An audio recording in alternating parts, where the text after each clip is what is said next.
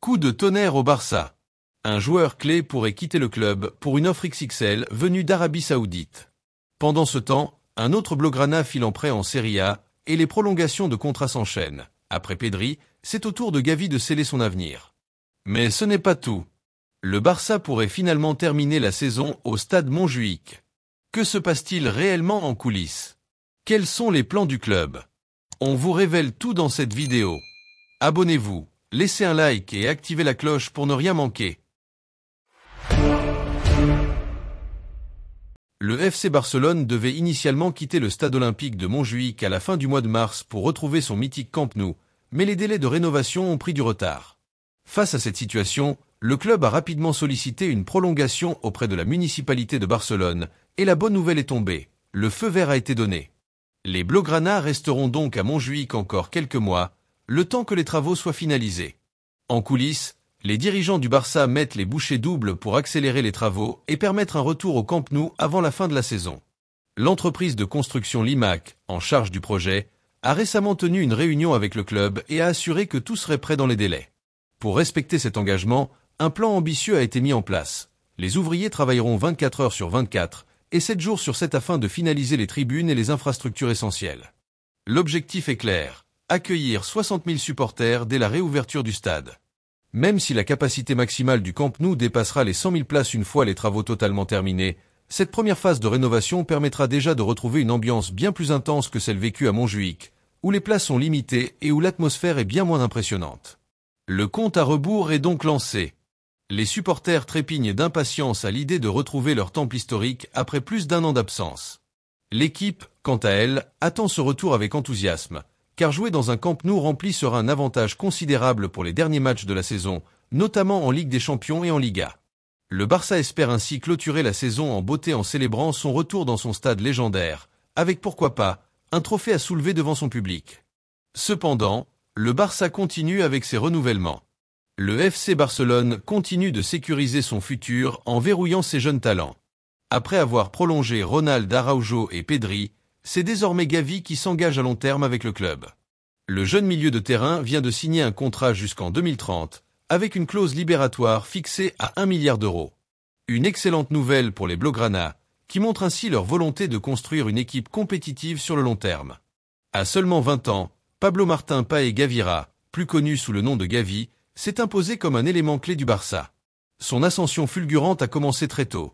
Arrivé à la Masia à l'âge de 11 ans en provenance du Betis Séville, il a gravi les échelons à une vitesse impressionnante. À 16 ans, il tapait déjà dans l'œil de Ronald Koeman, qui lui offrait ses premières minutes avec l'équipe première. Depuis, il n'a cessé de progresser, devenant un titulaire indiscutable, aussi bien sous les ordres de Xavi que maintenant avec Hansi Flick. Son importance dans l'effectif ne se limite pas aux statistiques, même si celle-ci reste honorable, 2 buts et 3 passes décisives en 20 matchs cette saison. Son influence se ressent surtout dans son engagement total, sa rage de vaincre, et son style de jeu combatif, qui en font l'un des joueurs préférés des supporters. Avec Pedri, il incarne le futur du milieu de terrain du FC Barcelone, et ensemble, ils forment un duo qui rappelle l'âge d'or du club avec Xavi et Iniesta. La trajectoire de Gavi aurait pu être stoppée net en novembre 2023, lorsqu'il subit une grave blessure au genou lors d'un match avec l'équipe d'Espagne. Victime d'une rupture du ligament croisé, il est contraint de rester éloigné des terrains pendant près d'un an. Une épreuve difficile pour un joueur aussi passionné et combatif, mais Gavi n'a jamais baissé les bras. Grâce à un travail acharné lors de sa rééducation et au soutien du staff médical, il a réussi à revenir plus fort que jamais sous les ordres de Hansi Flick. Depuis son retour, il affiche un état d'esprit exemplaire, prouvant qu'il n'a rien perdu de son agressivité et de sa détermination sur le terrain. Il retrouve peu à peu son rythme de compétition, et son engagement total dans chaque match montre qu'il est prêt à redevenir un pilier du Barça. Ce qui distingue Gavi, c'est avant tout son amour inconditionnel pour le Barça. Contrairement à certains jeunes talents qui se laissent séduire par des offres alléchantes d'autres clubs européens, Gavi n'a jamais envisagé de quitter Barcelone. Son rêve a toujours été de jouer pour les Blaugrana, et sa prolongation jusqu'en 2030 prouve une nouvelle fois son attachement au club. Avec des joueurs comme Pedri, Lamine Yamal, Pau Cubarsí et Fermín López, le Barça peut compter sur une nouvelle génération dorée pour les années à venir. Ces jeunes talents, issus en grande partie de la Masia, incarnent le renouveau du club et la volonté de reconstruire une équipe compétitive à long terme. Le futur du Barça est entre de bonnes mains, et avec un joueur comme Gavi, qui allie talent, combativité et fidélité au club, les supporters peuvent être rassurés. Le milieu de terrain du FC Barcelone est prometteur et prêt à briller encore de nombreuses années sous les couleurs blaugrana. Et pour parler d'Alex Vaillé, le FC Barcelone a décidé de revoir ses plans pour l'un de ses jeunes talents prometteurs, Alex Vaillé. Le latéral gauche, prêté au Celtic Glasgow en début de saison, n'a pas réussi à s'imposer dans l'effectif écossais. En manque de temps de jeu, il n'a disputé que quelques minutes sous le maillot vert et blanc. Face à cette situation, le club catalan a choisi d'interrompre son prêt et de lui offrir une nouvelle opportunité en Serie A. Cette fois-ci, c'est un club dirigé par une légende du Barça, Cesc Fabregas, qui va l'accueillir. Ce nouvel environnement pourrait être idéal pour son développement, avec un entraîneur qui connaît parfaitement les exigences du haut niveau et l'ADN Barça. L'objectif de ce prêt est simple, lui permettre d'acquérir de l'expérience et du temps de jeu régulier. Si Alex Vaillé parvient à convaincre en Italie, il pourrait faire son retour cet été et tenter de se battre pour une place dans l'effectif. Avec Alejandro Balde toujours installé comme titulaire au poste de latéral gauche, le défi sera de taille, mais cette expérience en Serie A pourrait être un tremplin vers son avenir au Barça. Venons maintenant à un autre ancien joueur du FC Barcelone qui fait parler de lui cette saison, Nico González. Le milieu de terrain, transféré à Porto l'été dernier, réalise une saison exceptionnelle. Avec 7 buts et 6 passes décisives en 29 matchs, il est devenu un élément clé du milieu de terrain portugais, séduisant aussi bien les supporters que les recruteurs des plus grands clubs européens. Parmi eux, Manchester City et Pep Guardiola suivent de très près son évolution. Le club anglais, toujours en quête de renforts talentueux au milieu de terrain, pourrait voir en Nico une option parfaite pour enrichir son effectif. Son profil technique et sa polyvalence correspondent au style de jeu prôné par Guardiola, qui apprécie particulièrement les joueurs formés à la Masia. Le Barça a toutefois bien anticipé cette éventualité. En vendant Nico à Porto, le club a conservé 40% sur une future vente, ainsi qu'une clause de rachat de 30 millions d'euros. Si City ou un autre grand club décide de passer à l'action, Barcelone pourrait ainsi récupérer une belle somme, essentielle pour améliorer ses finances et renforcer l'effectif lors du mercato estival. Une situation à surveiller de très près. De l'autre côté, le mercato s'annonce mouvementé au FC Barcelone, et un nom revient avec insistance ces dernières semaines, Andreas Christensen.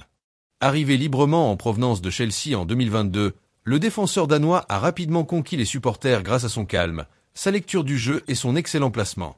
Cependant, cette saison, les blessures l'ont trop souvent éloigné des terrains, rendant son avenir incertain. Selon le journaliste bien informé Gérard Romero, plusieurs clubs saoudiens ont déjà manifesté leur intérêt. Son entourage a été approché, et une offre comprise entre 20 et 25 millions d'euros pourrait arriver sur la table du Barça dans les prochaines semaines. Une somme non négligeable pour un joueur arrivé librement, ce qui représenterait une plus-value intéressante pour le club. D'abord, la concurrence en défense centrale est de plus en plus rude. Avec Ronald Araujo, Jules Koundé et Pau Cubarsí, Hansi Flick dispose déjà d'une charnière solide et prometteuse. De plus, Íñigo Martínez est toujours une option d'expérience pour compléter l'effectif. La vente de Christensen ne représenterait donc pas un coup dur sur le plan sportif, bien que son expérience soit précieuse. Le club catalan reste dans une situation économique délicate, et chaque opportunité de réduire la masse salariale est étudiée avec attention. Christensen perçoit un salaire important, et un transfert vers l'Arabie Saoudite permettrait au Barça d'alléger sa masse salariale tout en récupérant des fonds pour le mercato. Cette économie salariale pourrait alors être réinvestie dans le recrutement d'un joueur offensif de classe mondiale, un secteur où le Barça souhaite se renforcer. Les noms de Kvisha Kvaratskhelia, Victor Gyökeres et bien d'autres noms reviennent régulièrement dans les rumeurs de transfert.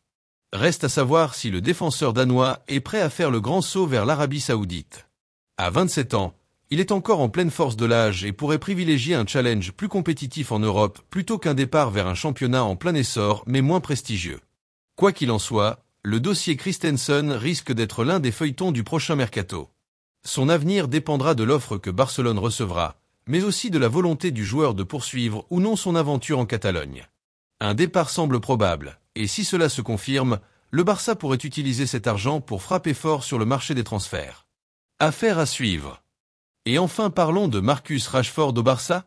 Un rêve accessible ou une mission impossible. Le FC Barcelone rêve d'un renfort offensif de classe mondiale, et un nom revient avec insistance, Marcus Rashford. L'attaquant de Manchester United, en difficulté cette saison, pourrait être tenté par un nouveau défi loin d'Old Trafford. Mais le Barça, toujours limité financièrement, doit d'abord vendre avant de pouvoir espérer un tel transfert. À 26 ans, Rashford possède le profil idéal pour renforcer l'attaque catalane. Capable d'évoluer aussi bien en pointe que sur le côté gauche, il apporterait vitesse, puissance et efficacité devant le but. Son explosivité, combinée à sa capacité à marquer dans les grands matchs, en ferait une recrue de choix pour Hansi Flick. Son talent n'est plus à prouver. Lors de la saison 2022 à 2023, Rashford a inscrit 30 buts toutes compétitions confondues, devenant l'un des attaquants les plus redoutables d'Europe. Mais cette saison, sous les ordres de Ruben Amorim, il connaît une baisse de régime, et son avenir à Manchester United est remis en question. L'intérêt du Barça n'est pas nouveau. En 2020, le club catalan avait déjà tenté une approche pour recruter Rashford. Aujourd'hui, avec la nécessité de renforcer son secteur offensif, Barcelone pourrait enfin réaliser ce transfert, à condition de trouver les fonds nécessaires. Rashford est sous contrat avec Manchester United jusqu'en 2028, et son prix de transfert est estimé à environ 80 millions d'euros. Une somme énorme pour un Barça qui lutte encore pour équilibrer ses finances. Alors, comment financer cette opération ? Plusieurs ventes sont envisagées. Le départ d'Andreas Christensen vers l'Arabie Saoudite. Comme évoqué précédemment, le Barça pourrait récupérer entre 20 et 25 millions d'euros en vendant le défenseur danois. Une économie sur la masse salariale permettrait aussi d'ouvrir de nouvelles possibilités sur le marché. La vente de Nico Gonzalez. Actuellement à Porto, Nico réalise une belle saison et attire l'attention de Manchester City. Le Barça détient 40% sur une future vente et pourrait récupérer un montant intéressant si City ou un autre club passe à l'action. D'autres ajustements financiers sont également nécessaires.